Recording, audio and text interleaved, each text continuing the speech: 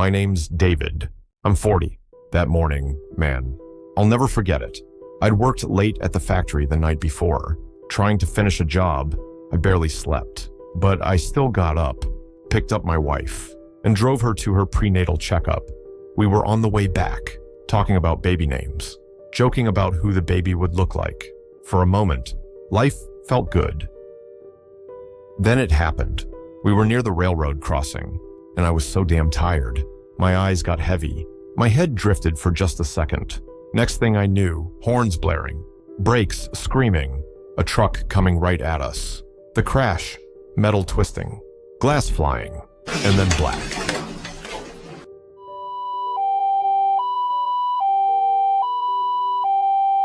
I woke up in the hospital, beat up, broken, and they told me my wife and our baby didn't make it.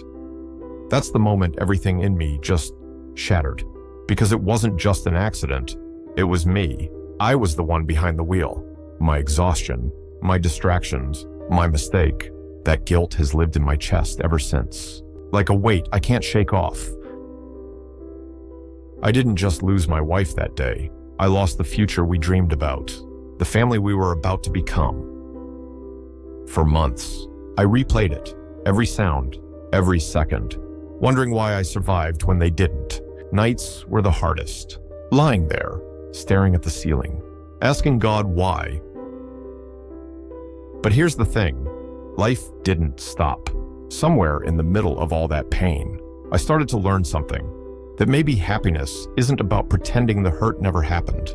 Maybe it's about finding a way to live after it. And that's where my story really begins. If you've ever carried guilt, if you've ever felt crushed by something you can't take back, I want you to stick with me, because in the next part, I'll share how I found my way back, how I learned to forgive myself, rebuild my life, and discover what real happiness looks like. So don't go anywhere. Back then, I thought I was doing the right thing. I worked crazy hours at the factory, picked up overtime, went out with buddies, even grabbed drinks with guys I didn't care about, just trying to build connections, chasing that next raise, that next bonus. I told myself it was all for my family, for her, for the baby. But the truth, while I was out chasing all that, she was home waiting. Nights, she sat by the window, watching the clock, hoping I'd walk in early for once. And when I finally did, half the time it was late, sometimes with too much booze in me, sometimes with nothing left to give. I'd crawl into bed, body wrecked, eyes half closed, and she'd just roll over, silent, her back turned in the same bed where we used to dream together. I missed it. I missed all the signs she was hurting. I thought I had more time to fix it, but now I don't. She's gone, and I'm left here with the weight of every moment I wasn't there. It all came crashing down one night after the accident. My little girl spilled a glass of milk at dinner, and I snapped. I yelled so loud she froze, her lip trembling, tears in her eyes. And right then, I saw it, my own daughter, already broken from losing her mom, now looking at me like she was afraid of her dad. That moment, that crushed me more than anything else ever could. Later that night, I sat on the kitchen floor, crying harder than I ever had, and I realized none of it mattered. Not the promotions, not the overtime, not the people I was trying so hard to impress. Because what's the point of all that if the people you love most don't even feel safe around you? That's when it hit me. Happiness isn't about money or titles. It's about love. It's about connection. It's about walking through the door and seeing your kids smile instead of flinch. That night, I made a promise. I was done chasing things that don't matter.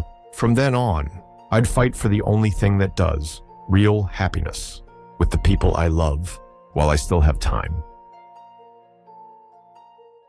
After that night on the kitchen floor, I knew something had to change.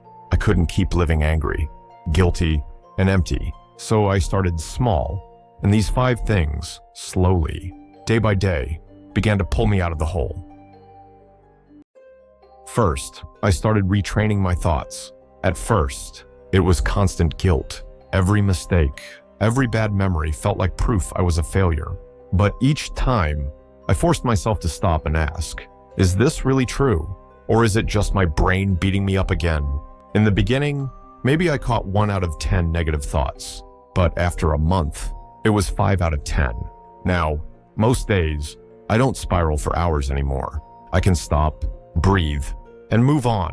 That mental shift alone felt like gaining back 20% of my energy. Second, I practiced self-compassion. For years, my inner voice was brutal. You're worthless. You screwed everything up. But I started replacing that with, you're human. You're trying, and that counts. At first, it felt cheesy. But over time, my kids noticed I yelled less. I apologized quicker, and the guilt didn't crush me the same way. My self-compassion score, if I had to put a number on it, went from almost 0 to maybe a 6 or 7 out of 10, enough that I could actually breathe. Third, I started talking about it. I opened up to my brother, to a coworker, even online sometimes. The first time, my voice shook, but every time I told the story, the weight got lighter. Within 6 months, I noticed I wasn't walking around like a pressure cooker anymore.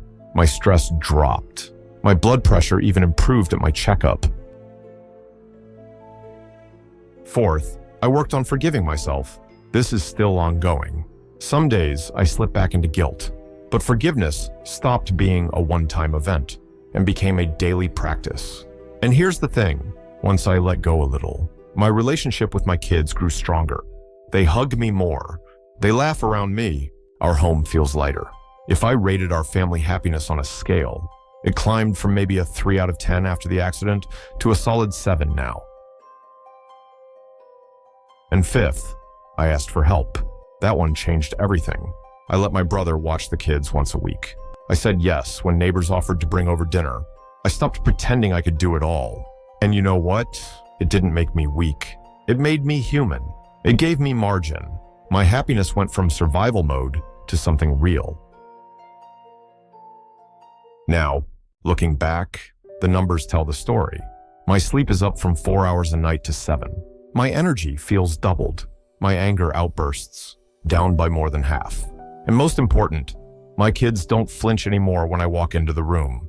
They smile. They run to hug me. That's the real scoreboard. That's how I know I'm winning again. And if I had to sum it up, I don't just exist anymore. I live, I laugh, I love, and I finally know what happiness feels like. What really changed was the way me and my kids started living, day by day.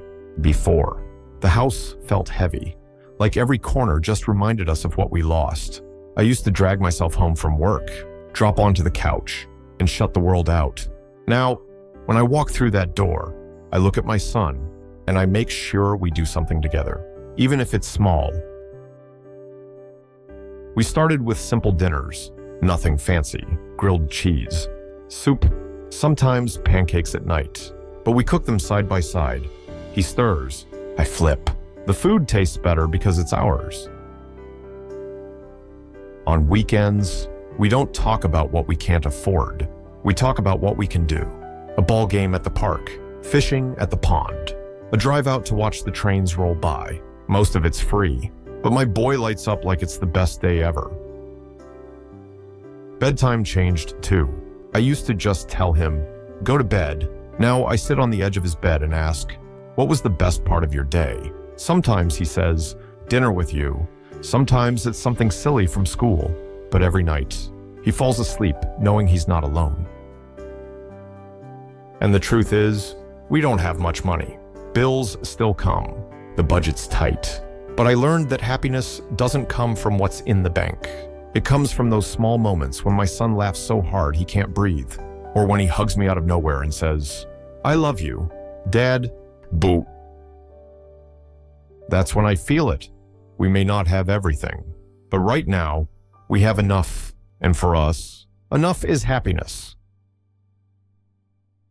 You know, if there's one thing I've learned through all this, is that happiness isn't out there in the next raise, the bigger house, or the approval of other people.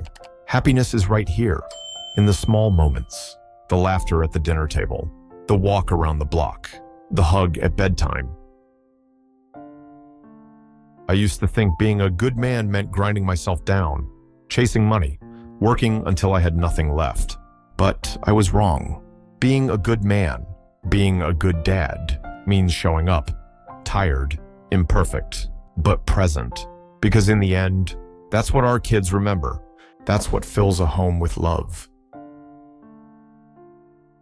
So if you're watching this, let me remind you, don't wait until life knocks you flat to figure it out. Slow down, hold on to the people you love, and don't let the noise of the world make you miss what really matters. And hey, if any part of my story hits home for you, drop a comment, share your own story. I'd love to know I'm not the only one walking this road.